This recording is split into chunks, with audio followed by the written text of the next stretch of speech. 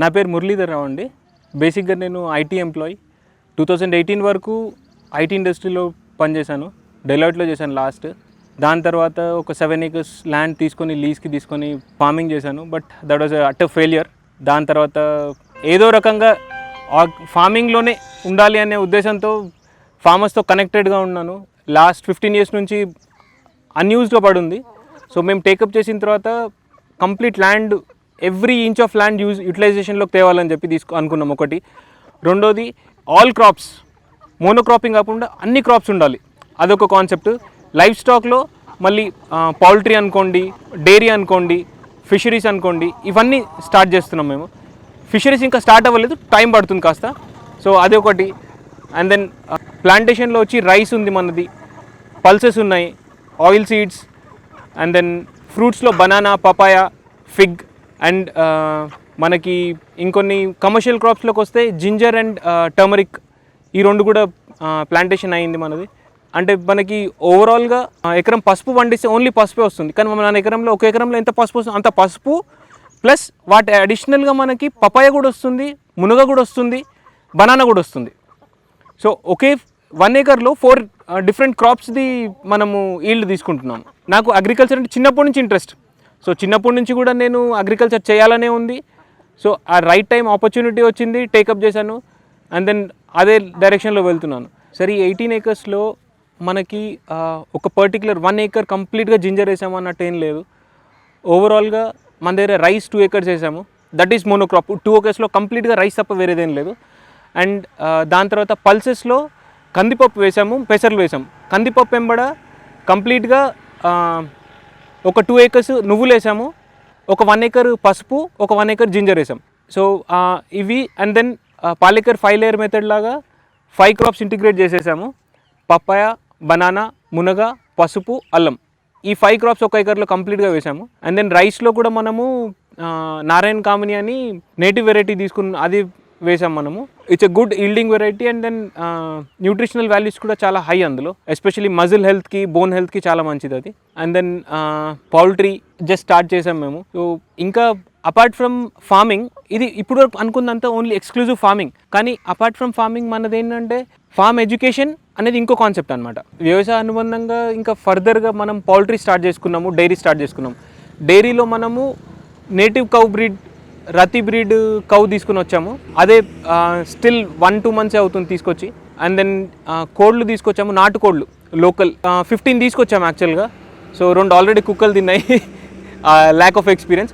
But దాని తర్వాత మాకు మేము నేర్చుకున్న లెసన్స్ ఏంటంటే వాటిని ఎలా కాపాడుకోవాలో నేర్చుకున్నాము. సో మాకు కోళ్ళు ఏంటంటే ఇక్కడ ఉన్న పురుగులు, పాములు, వీటిని అన్నిటిని తిని మేము ఒక్క 1 rupee ఇన్వెస్ట్ చేయం. మేము ఓన్లీ కోళ్ళు తీసుకొచ్చాము, 15 కోళ్ళు తీసుకొచ్చామంటే అదే, ఇంకా మిగిలిన రెస్ట్ ఆఫ్ ద ఫుడ్ వాటి అవే తీసుకుంటుంది. అండ్ దెన్ మనకి లోకల్గా బ్యాలెన్స్ చేస్తుంది నేచర్ని, ఇకాలజీని, ఈకోసిస్టమ్ మెయింటైన్ అవుతుంది మనకి. At the same time ducks తీసుకొచ్చాము. అవి కూడా ఏంటంటే మనకి వచ్చిన గెస్ట్స్ వాళ్ళందరికీ కొంచెం ఎంటర్టైన్మెంట్ లాగా ఉంటుంది.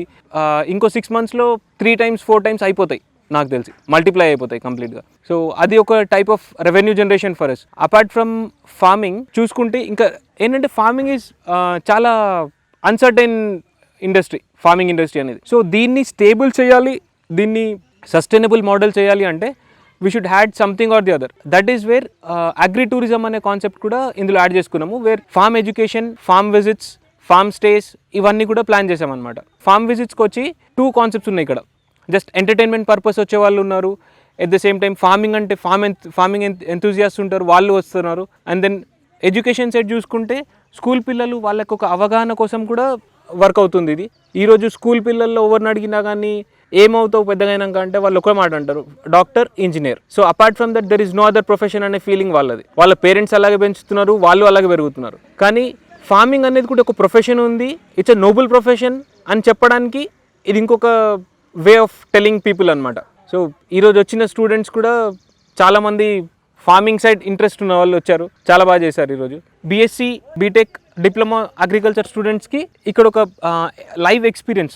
ఈరోజు ఉన్న కాలేజెస్లో క్యాంపస్లు లేవు, చాలా వాళ్ళకి ఇన్ఫ్రాస్ట్రక్చర్ లేదు బేసికలీ. సో అలాంటి స్టూడెంట్స్ అక్కడ చదువుకున్నది ఇక్కడ ప్రాక్టికల్గా ఇంప్లిమెంట్ చేసుకోవడానికి వస్తున్నారు, నేర్చుకుంటున్నారు. ఇక్కడి నుంచి మాకు చేతనైనంత సహాయం చేసి మాకు తెలిసిన వాళ్ళ ఫార్మ్స్లో కానీ, మాకున్న కస్టమర్స్ వాళ్ళ ఫార్మ్స్లో కానీ ప్లేస్మెంట్స్ కూడా ఇప్పిస్తున్నాం మేము. సో మనం పెట్టుకున్న మెయిన్ క్రాప్స్లో ఏంటంటే పాలేకర్ 5 లేయర్ మెథడ్ కొంచెం తెలుసుకోవాల్సిన విషయం. ఇందులో మనము ఒక 1 ఏకర్లో కంప్లీట్గా 40 బెడ్స్ వచ్చాయండి. ఎవ్రీ 2.5 ఫీట్కి ఒక్కో bed. And every alternate bed horticulture crop వచ్చింది. And alternate bed ginger and turmeric వచ్చింది. ఒక హాఫ్ ఏకర్లో ఇటువైపు ginger, other side turmeric. So ఈ హార్టికల్చర్ క్రాప్స్లో వచ్చి పపాయ, మునగ, ఇంకా అరటి, ఈ 3 పెట్టాము.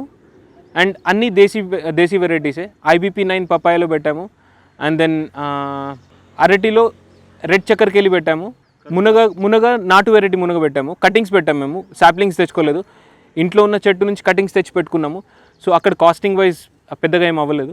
IBP9 మేము సీడ్ తెలిసిన వాళ్ళ దగ్గర జర్మినేట్ చేసి సాప్లింగ్స్ తెచ్చి పెట్టుకున్నాము.